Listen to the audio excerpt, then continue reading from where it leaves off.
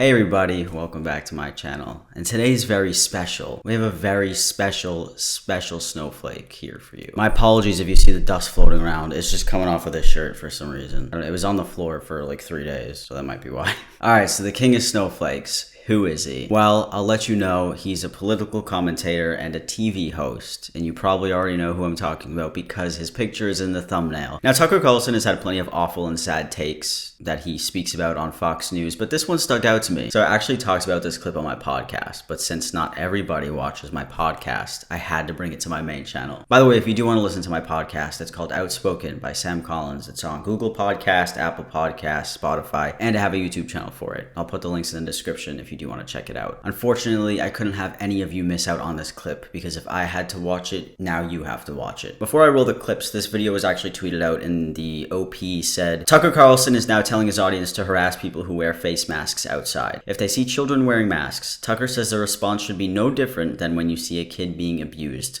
Call the police immediately and contact Child Protective Services. We did give in. This grotesque version of Halloween went on for more than a year, and it's still going on. Not even Tony Fauci still pretends that masks are medically necessary. Instead, masks are purely a sign of political obedience, like Kim Il-sung pins in Pyongyang. We wear them because we have to. The only people who wear masks voluntarily outside are zealots and neurotics. So I had to Google what a zealot was because I haven't heard that word probably since my 9th grade history class. So I did everybody a favor who doesn't know the definition of zealot. And it says right here, a person who is fanatical and uncompromising in pursuit of their religious, political, or other ideals. Okay, so basically an extremist person, and this goes back to the whole masks being a political thing because people like Tucker Carlson love to make masks political for some reason. How neurotic are they? Well, we know. A Pew survey from last March found that 64% of white Americans who classify themselves as liberal or very liberal have been diagnosed with an actual mental health condition. A mental health condition is a mental health condition. So why did he say an actual mental health condition? Or are they getting diagnosed with fake mental health conditions? Why would being diagnosed with a mental health condition be a bad thing anyways? I think Tucker Carlson has a mental health condition, and it's called being a compulsive liar on national TV daily. CLNTD for short. And you see them everywhere when you walk down the street in any major city. If you dare to go on foot from Union Station to the Capitol, for example, in Washington without wearing a mask, angry Biden voters will snort at you in judgment. How could you? They're saying from behind the gauze. I wonder if he's referring to the people who go into stores and refuse to wear a mask, although right on the store front it says you have to wear a mask or you have no service, but they go in anyways without a mask on, and then everybody around them starts talking shit, saying, what are you doing in here? Can you get out? You have to wear a mask. Respect the business's wishes or leave. And oh yeah, I'm gonna correct you on that one, Tucker. People don't snort. They actually hiss. There's a difference. How could you? That's the question we should be asking of them in return.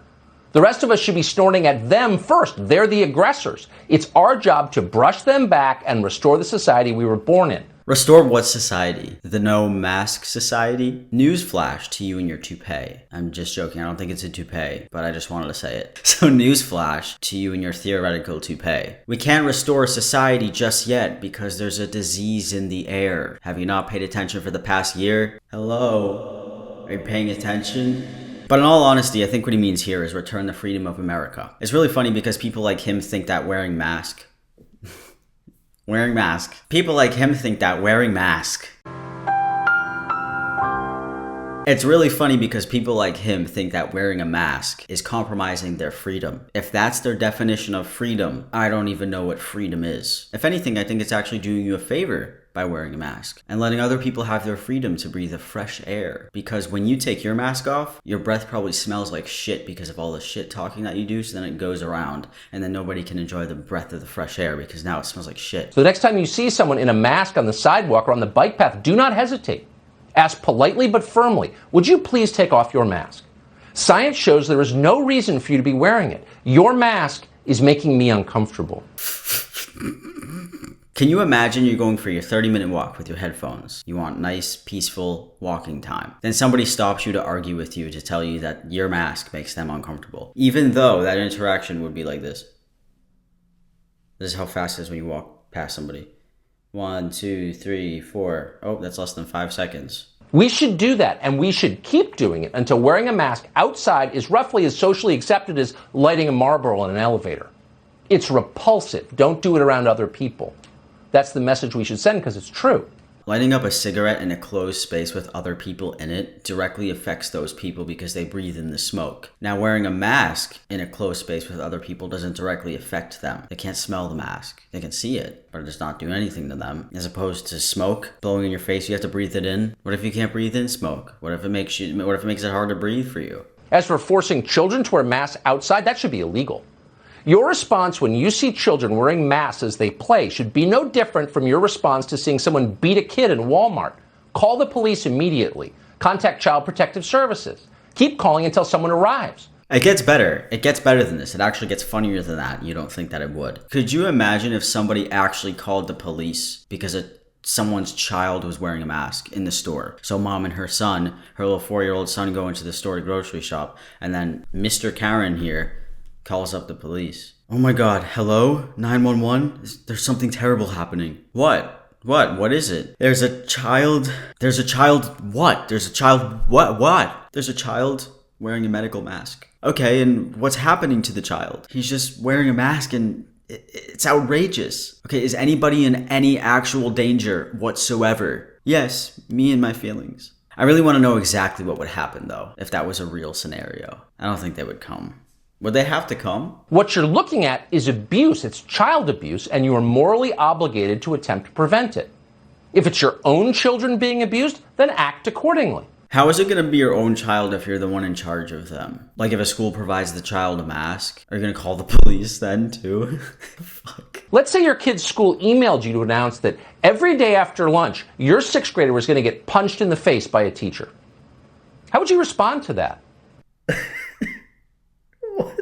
How did he say this with a straight face? Man, if wearing a mask is like getting punched in the face by a teacher, I would not mind that at all. I could do it every single day. That's precisely how you should respond when they tell you that your kids have to wear masks on the soccer field. That is unacceptable, it is dangerous, and we should act like it, because it is. But too few of us have responded like that. That's the end of the clip, by the way. People actually sit down and listen to this guy. So what's not funny about this, and I just can't stop thinking about the clip. Let's say your kid's school emailed you to announce that every day after lunch, your 6th grader was going to get punched in the face by a teacher.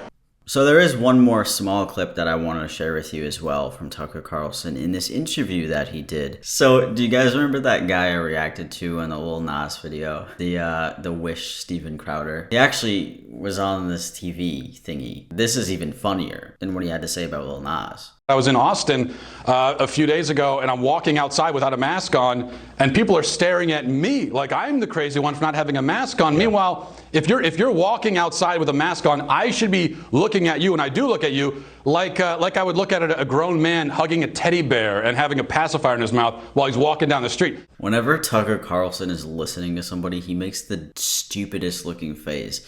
He sits there like this. I agree with you completely. I would even actually up the analogy and say a vaccinated person, someone with antibodies wearing a mask outside is like watching a grown man expose himself in public. That's disgusting. Put it away, please. We don't do that here. What, dude? This is a serious question amongst two adults. A serious discussion. Sorry, not question. So it's actually scary about this, even though I think it's funny. But the people who consume this and actually believe it, that's scary. Because it's kind of like teaching a child. So when you have another grown adult watching this TV program, seeing other grown adults talk like this, they're going to mirror that because they agree with them. So then they're going to start doing that and start stirring the pot and just being a complete asshole and disregarding other people's health and other people's concerns and other people's well-beings. And they're just going to do that stuff. Then they're going to pass it on to their family members or their kids. And then it's just like a whole tumble effect. And it's like, how old are these people? It's very simple. It's been a year. A year is not a very long time, especially for something of this mass. So fast. Look at it. It's already May. We're almost halfway done with the year. See how fast it goes? Unfortunately, we're gonna have people who eat that stuff up and then go and spew all this disrespectful nonsense to other people and ruin their good days when they're going out for a jog with their headphones and their mask on. Someone's gonna stop them and say, "Your mask is making me uncomfortable,"